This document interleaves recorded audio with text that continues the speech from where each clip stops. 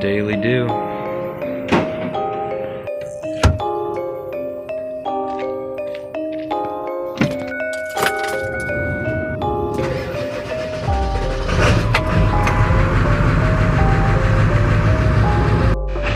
I think we need an exhaust clip.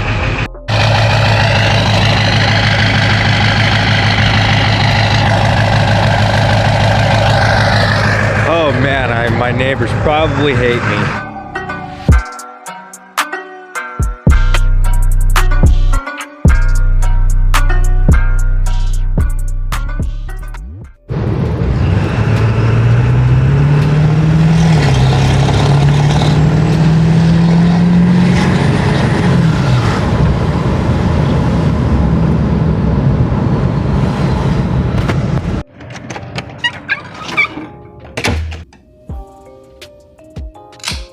I already forgot what day it is.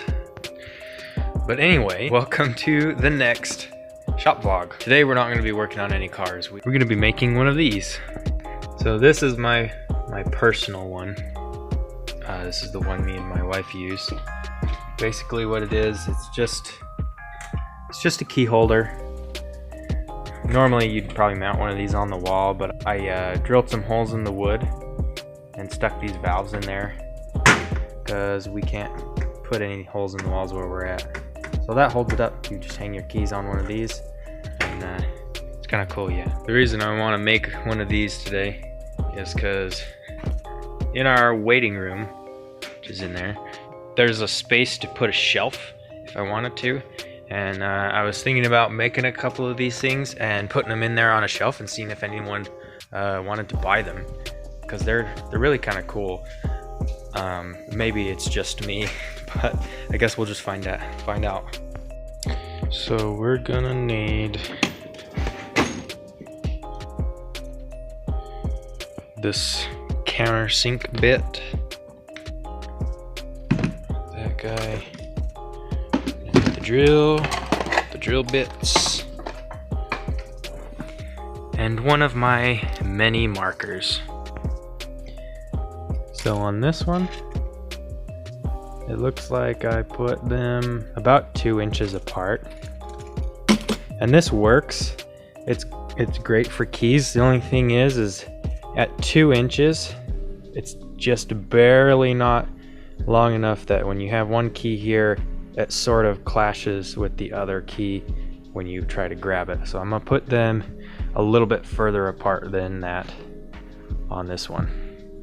I made a mark right here at 6 inches. That mark there is just to mark center for me so I know where it is. So I'm just gonna cut that off. You really should have safety glasses for this, but I don't have any.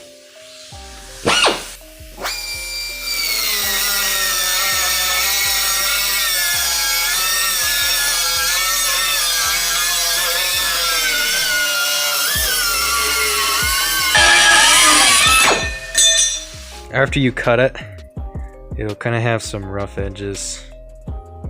That's the end of it, but has some rough edges, so what I do is I just use the grinder and grind them off.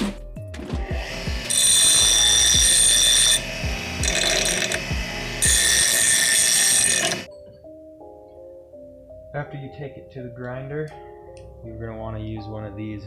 It's a flat disc buffer, and what it does is this metal, since it hasn't been used at all, yeah, it has a scale on it and oil and stuff that they use for making it not corrode before you buy it and before you use it. So what this does is that takes that scale off and prepares the metal for being welded on.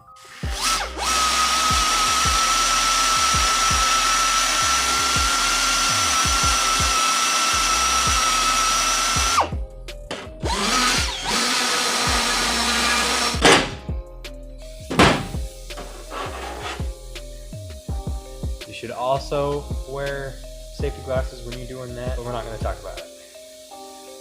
You can see how shiny this metal is now. I just means it's ready to be welded on. This piece of angle iron here is my jig.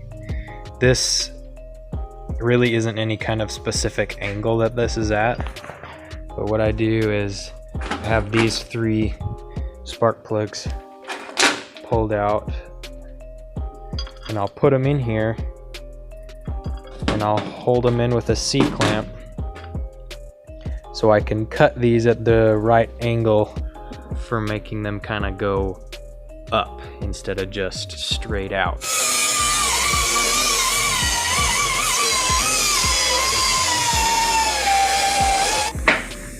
So you can see that you just follow this angle and cut right through it. The porcelain's a little harder to cut through, but it cuts pretty quickly. Just hold it in with the clamp and just chop it off. 2 more to go.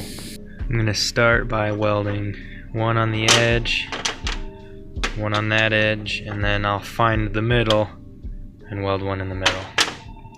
I'm gonna tack them on with a MIG, and then depending on how it goes, I'll probably use the TIG to finish them off. Alright, so those are all tacked on just on the bottom, so in case I have to take them off for something. But where these 2 marks are in between, that's where I'm gonna drill holes to attach it to the board.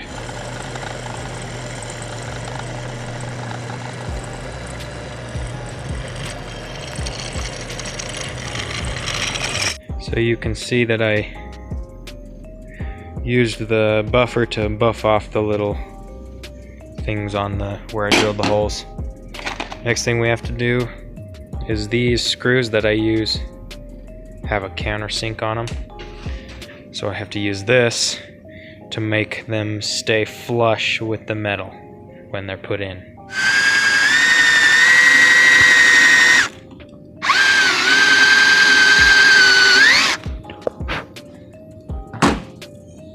What you do is you want to go a little bit and then check and see if it's flush with it.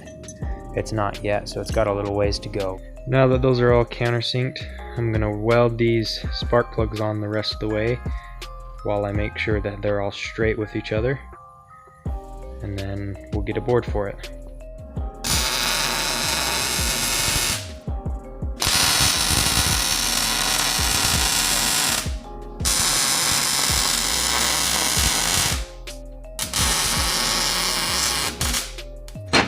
Whew. It's kind of hot, so while we wait for that to cool down so we can work on that still, let's cut a piece of board for it. Just like this one, I don't want the board really to poke out super far. So this part right here where I already pre-burnt should be perfect.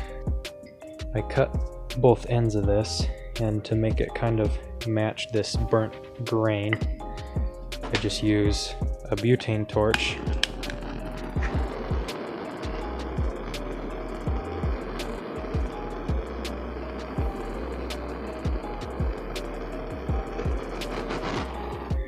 and the last thing is to center it the best you can on the board and put the screws in. The screws are too long, so I had to cut them off, you can see. But it looks really nice, and that's something that I'll put up and see if someone wants it. Well, this video just got a whole lot longer. Check this out. Look at all these Mustangs. They're not that cool though, they're all V6 Mustangs, but this is my local wrecking yard. This is one of my favorite places to come ever. It's inspired a lot of the things that I want to build just by seeing stuff here in person. But it's a lot of fun. I love coming to the wrecking yard. I'd come to the wrecking yard at least once a week if I could. I swear every time I come here there's some idea that pops in my head, like there's all these Explorers right here. That one right there has a V8 in it, and I think that would be super fun to to mess around with. Like if I turboed it or something, that would be so fun to drive. I am entirely convinced that one day I should own a wrecking yard because I love coming here so much. I don't know, just something about it. It's just awesome. It's really cool. I love coming here.